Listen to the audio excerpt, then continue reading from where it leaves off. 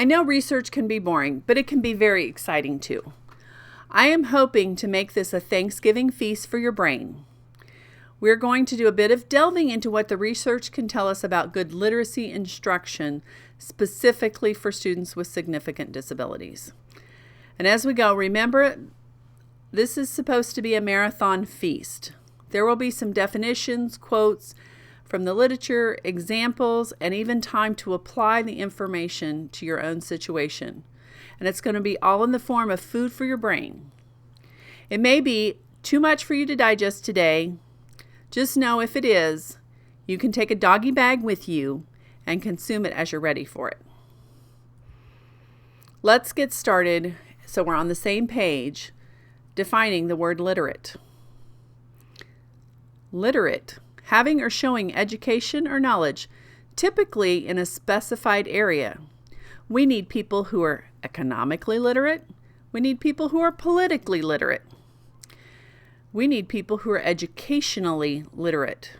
This definition has a much broader view than we usually think of in education. Because we're talking about students who typically can't even hold a pencil or show interest in a pencil, we need to broaden our interpretation of written text to include letters, words, pictures, graphics, objects, and any combination of these. So, with that foundation, let's begin. In the literature, I found 7 common themes for good literacy instruction. And at the core of this is the systematic instruction with social communication, behavior, access, and meaningful comprehension all intertwined in the mix that build the foundation to give specific instructional strategies. Then, all of this is surrounded and supported by a grout called collaboration and team planning. Let's review these one at a time. I hope you start to see an overlap and an integration of the various parts that all are part of this beautiful mosaic of good literacy instruction. As we begin to discuss the student's right to write, at the heart of what we really are discussing is emergent literacy is a function of experience rather than development, and it is therefore not linked to a specific age or cognition or linguistic skill. Did you get that? Emergent literacy is a function of experience rather than development, and therefore it is not linked to an age, level of cognition, or a linguistic skill. With that in mind, let's start talking about what we need for meaningful comprehension and what it looks like. Alberto, Frederick, Hughes, McIntosh, and Seahawk give us a definition for meaningful comprehension. For students with significant disabilities, functional literacy is the ability to obtain information from the environment through a variety of modes with which to make decisions and choices, alter the environment, and give pleasure. We take in information and make daily choices to alter our environment for our pleasure. Is that not at the heart of what we all do? Who in here looked at a menu at the coffee stand today and made a decision about what kind of drink you wanted? Have you ever asked the barista a question about the drink to decide if it was the right one for you? You needed access to information to make a decision and based your decision on that information.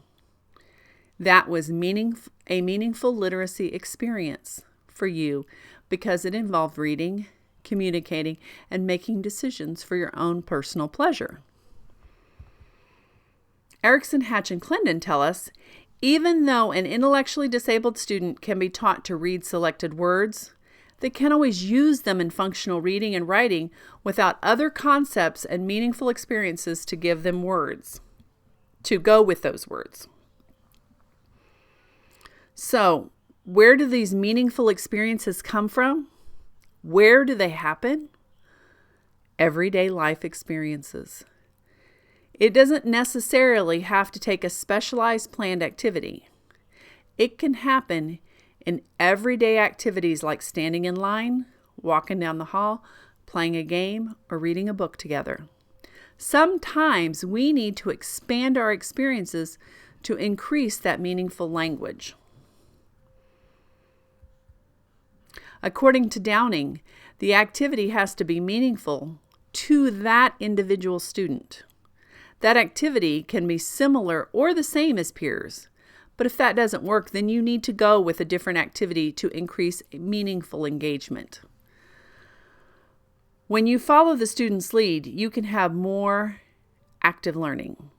For example, if you are teaching a unit on weathering and erosion, but the student's not interested in such topics, the student's passions lie in mechanics, vehicles, and trains, I suggest modifying the activity to something like pictures of trains driving around a canyon in the rain to get the student involved in the concept.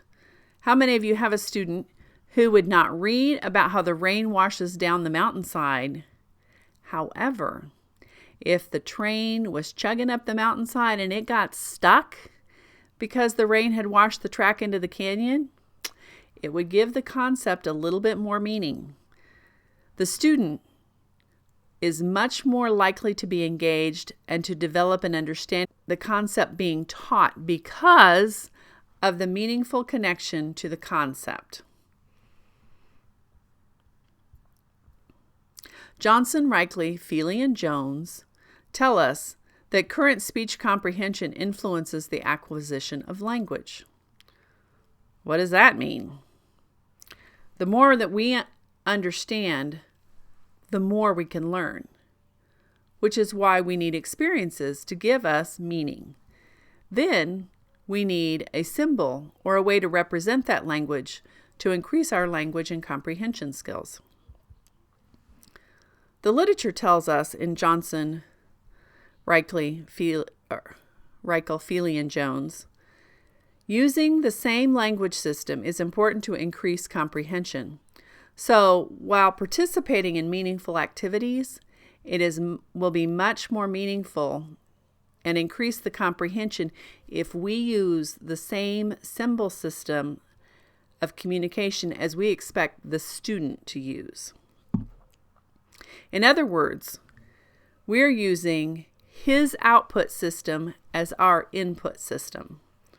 So if the student is expected to use PECS, a picture exchange communication system, then we're going to use PECS. So if the student's using Prolo Quota Go to communicate, then we're going to use that same system to talk to him. Get it? We're going to use the student symbol system because there is a relational process between symbols and the reference. For example, I show you a printed word of table or a picture and say table. Providing that printed symbol and something meaningful in the environment, then you establish a relationship between the two things. The more of these symbols that I have, the more I can interact in the world and gain more information. Take this kiddo, for example. The kiddo here is using a Vantage Light for expressive language. Those who interact with him should be familiar with this device so they can use it to talk with him. Thus, it increases his exposure to more and more words in the language system. He will increase his comprehension of language symbols through these real-life, meaningful experiences. By having a symbol to represent the language, we can read and write. Reading and writing supports communication and provides access to information to help one conduct both personal and professional business.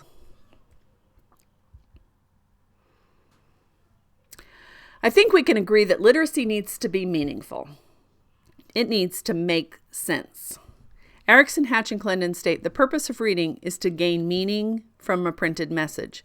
And in order to gain meaning, the student must actively be involved in constructing their understanding of the print, language, and the connections between the two by interacting with others who have more literacy skills across multiple contexts and purposes.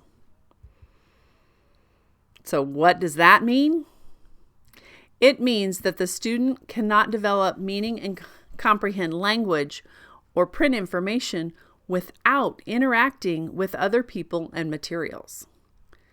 The people and materials give meaning to the language. For example, in the picture here, Jake is watching Connor open a birthday present. Jake has had that experience himself. He gets very excited and very interested. He will gesturally tell us to open the present. There are many other vocabulary words that we can work on during this single experience, like surprise and fun and excited and open and what and when. So after this, the concepts like when can be generalized to another experience, because we've had a few experiences to give meaning to these words already. Once we've had words that have meaning, we can begin to connect it with words in another form, print form, which may be tactile, it may be visual, depending on what the person's needs are. Downing says, it is more meaningful to read and write when it is about one's own personal experiences. So let's take a minute and think. Who took pictures on a trip last summer? Did you post those pictures? Show them to a friend? How many of you used them to tell a funny story that happened on that trip? For our students, these experiences lend real meaning to the words that we read and write with. Let's watch a video about my friend Brianna. With her guardian's permission, she is writing about her experience using an alternative pencil.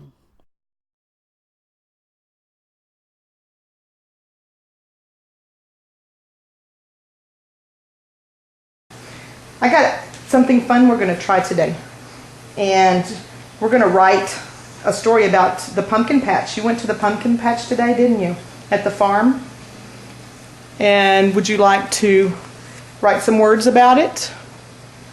Yeah, I saw a blank. Yes, okay, let's do. Look, I have some letters on this page. Do you see my letters? Here's the letter A, B, C, and D. Would you like for me to write one of those words for you? You want to choose one of those letters I meant? Or you want to turn the page and find a different letter? Would you like the letter A? Do you want me to write an A? No. You want to write a B? Yes. Okay. I'm going to make a B for you. B is our first letter. Excellent. See the letter B? What do you want to write next? You want to write another B?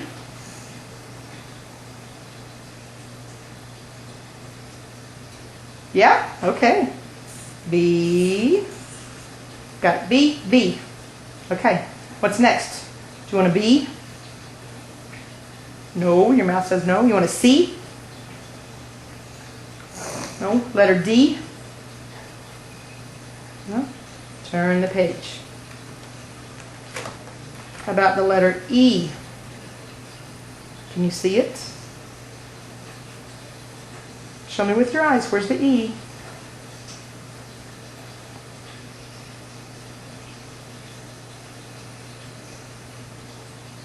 Would you like an F? No. You want a G?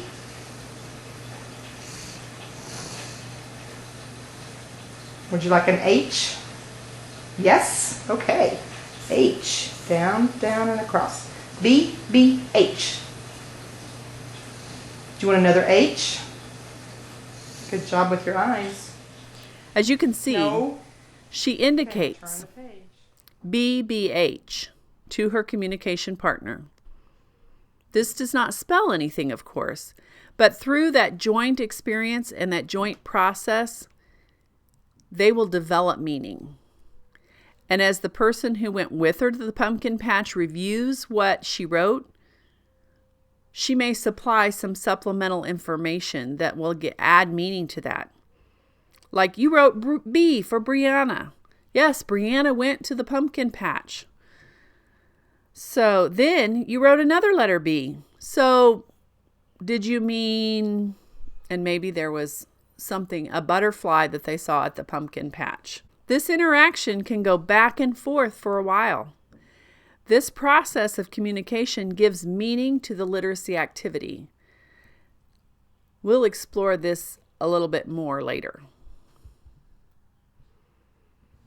Erickson, Hatch, and Clendon state, without assistive technology, students will fail to access information in successful and meaningful ways. What is more meaningful than the activities on our daily schedule, whether we like them or not? One easy opportunity that is systematic is using a schedule. This gives consistent symbolic experiences that can be expanded on in numerous ways through communication. Following a schedule is teaching meaningful literacy skills. These literacy skills can be expanded as more communication and comprehension occur through these daily experiences. Another example might be playing a game, looking for letters in the student's name, look around the room or the hallway, and this can be scaffolded so that some students can find a letter, some might record a whole word, still others might have like a bingo card that has the whole word on it to match for the week's vocabulary and spelling lessons. Either way, the social communication and interactions that are happening are building the meaning for the comprehension through these experiences. Now let's take 5 minutes or so, and I want you to do a little thinking activity.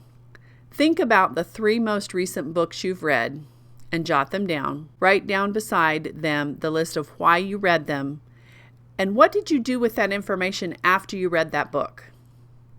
After completing this, share this information with your partner.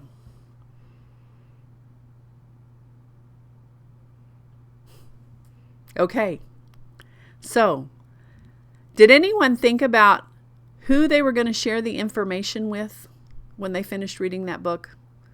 Did anyone think about who they're going to give that book to when they're done? Did any of you call someone and tell them about the book or post it on Facebook? Do you see a pattern here? There was sharing ideas about the book. You didn't keep that information to yourself. You discussed the book. When you discussed the book, it probably led you to other related topics, didn't it? And that increases your view, increases your vocabulary, increases your concepts, and sometimes can just be entertaining, which is how our imagination can grow. All of these interactions lend themselves to a meaningful experience. On the website, you should have been able to download an All About You form. There's a section on that form for meaning and comprehension. And along with that form, there should have been another handout that gave directions about guided questions to help you think about the sections on this form. I want you to take 3 to 5 minutes, hopefully with at least 1 to 2 other team members, to think about your student and jot down what you know is currently interesting, meaningful, and motivating to that student. There are questions in the direction portion that can help guide you in completing this portion. And if it spills over into the preference or interest, just make a note of it and we'll get to that later.